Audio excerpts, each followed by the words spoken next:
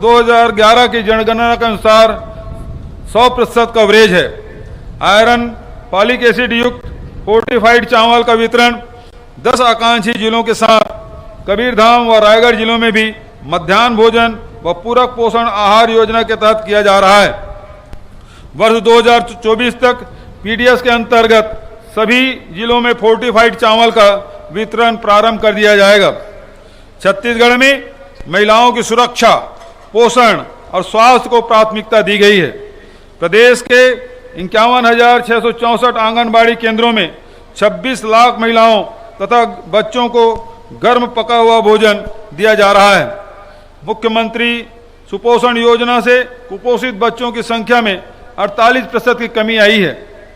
योजना अवधि में अब तक 2,11,000 बच्चे कुपोषण से मुक्त हुए हैं।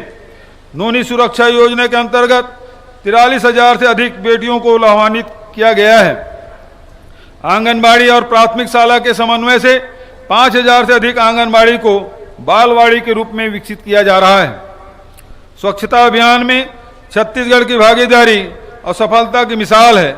हमारे ठोस अपशिष्ट प्रबंधन मॉडल को विगत 3 वर्षों से लगातार राष्ट्रीय स्तर पर राज्य स्वच्छ सर्वेक्षण में प्रथम स्थान मिल रहा है।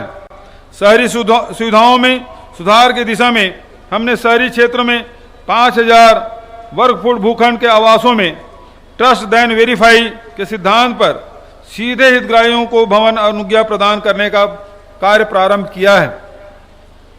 नागरिकों को मानचित्र ऑनलाइन कंप्यूटर से जांच उपरांत 1 क्लिक एवं 1 रुपये में आवेदन शुल्क की अदायगी पर पूरे वैज्ञानिक प्रावधानों के साथ जारी किए जा रहे हैं।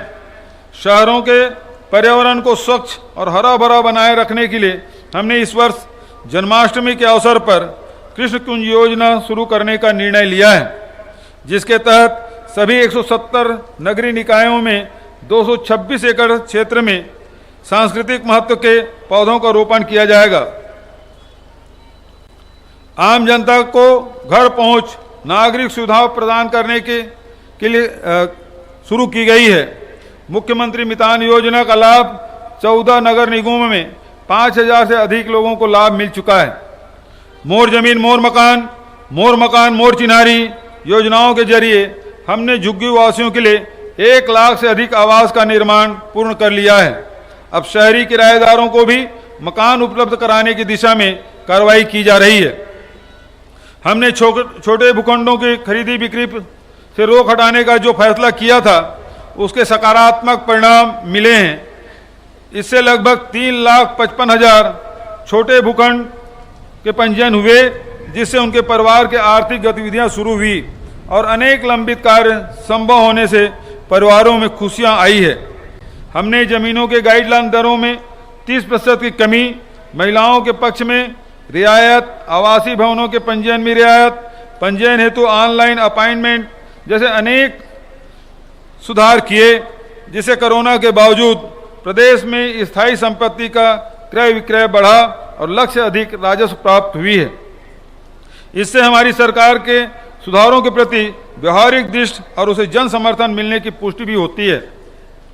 जनहित के लिए सुधारों के सिलसिले में अनधिकृत विकासों के नियमितीकरण हेतु नया कानून, आवासीय कॉलोनियों के विकास हेतु एकल खिड़की प्रणाली, सीजी आवास, प्रमुख शहरों के जर्जर भवनों के पुनर्विकास हेतु योजना, छत्तीसगढ़ गृह निर्माण मंडल की विशेष भाड़ा योजना में विधवा, शासकीय कर्मचारी, निगम मंडल के कर्मचारी, शासकीय अर्धशासकीय विभागों के संविदा कर्मचारी, सैनिक, भूतपूर्व सैनिक तथा स्वास्थ्य कर्मी को कुल देय ब्याज की राशि में 10% की छूट का लाभ भी मिलेगा। प्रदेश में उद्योग, व्यापार तथा कारोबार में वृद्धि को कानून व्यवस्था की बेहतर स्थिति तथा राज्य सरकार की सकारात्मक नीतियों का परिणाम माना जाता है।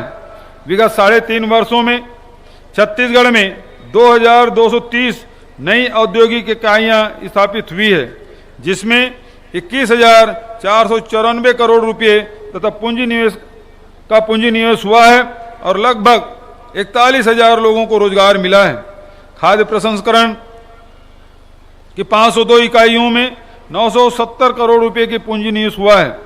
भारत सरकार द्वारा जारी स्टार्टअप रैंकिंग में छत्तीसगढ़ को स्टार्टअप इकोसिस्टम के विकास तथा 748 स्टार्टअप इकाइयों के पंजीयन हेतु एस्पायरिंग लीडर का सम्मान मिला है। इसके अतिरिक्त विगत 3.5 वर्षों में नए उद्योगों की स्थापना हेतु 177 MOU किए गए हैं, जिसके माध्यम से लगभग 90,000 करोड़ का पूंजी निवेश तथा 1,10,000 लोगों को रोजगार देना प्रस्तावित है। इसमें से 11 इकाइयों में 1,513 करोड़ रुपए का पूंजी निवेश हुआ है। मुझे विश्वास है कि इलेक्ट्रिक व्हीकल एवं lithium ion batteries, jute bag निर्माण प्रोजेक्ट जैसे नए क्षेत्र को विशेष निवेश प्रोत्साहन पैकेज देने का भी लाभ जल्दी मिलेगा। हमने छत्तीसगढ़ी फिल्म उद्योग को बढ़ावा देने के लिए फिल्म सेल का गठन किया है। सिंगल विंडो पैनल सॉफ्टवेयर विकसित किया है, जिसमें निर्माता निर्देशक को समस्त विभागों से अनापत्ति प्रमाण पत्र प्रदान करने हेतु जिला कलेक्टर को अधिकृत किया गया है।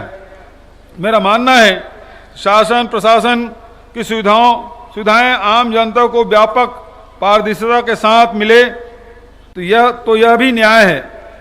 हमने सूचना प्रौद्योगिकी आधारित नवाचारों से ऑनलाइन नागरिक सेवाओं पर जोर दिया है, जिसके कारण प्रदेश में ऑनलाइन नागरिक सेवाओं का उपयोग करने वाले लोगों की संख्या 300% से अधिक बढ़ी है और 98 लाख से अधिक लोगों ने ऑनलाइन शासकीय सेवाओं का लाभ मिला है।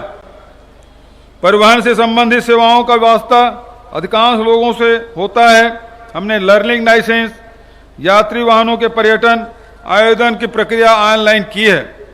वाहनों के पंजीयन एवं चालक लाइसेंस QR कोड आधारित स्मार्ट कार्ड पर जारी किए जा रहे हैं। परिवहन कार्यालय आने जाने से बचत हेतु परिवहन सुविधा केंद्र खोले जा रहे हैं।